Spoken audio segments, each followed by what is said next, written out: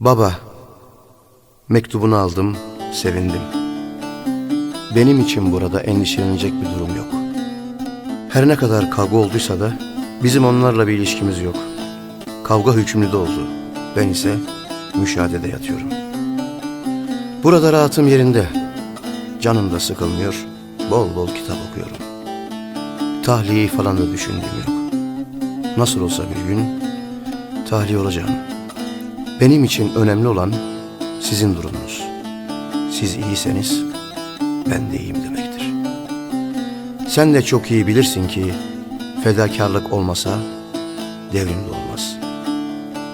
Şairin dediği gibi sen yanmasan ben yanmasam nasıl çıkar karanlıklar aydınlığa?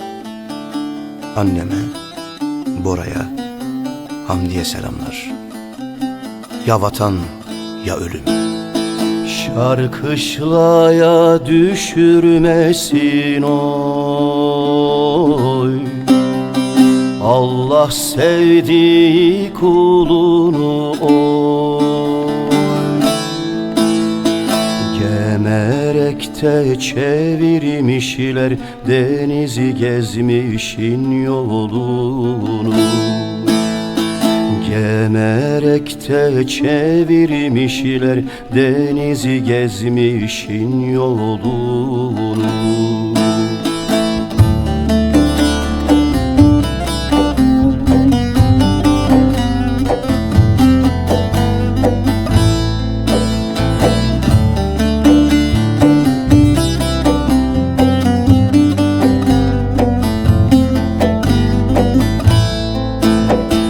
Gece Elmalı'da kalmış oy.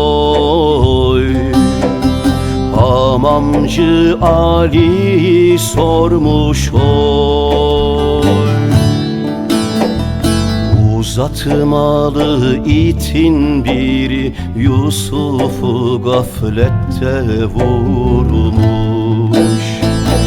Uzatmalı itin biri Yusuf'u gaflette vurmuş.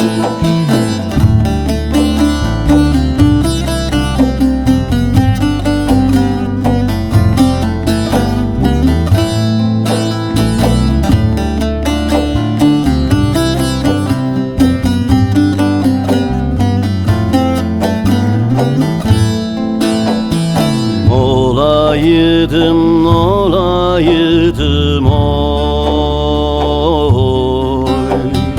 Okur yazar olaydım oy.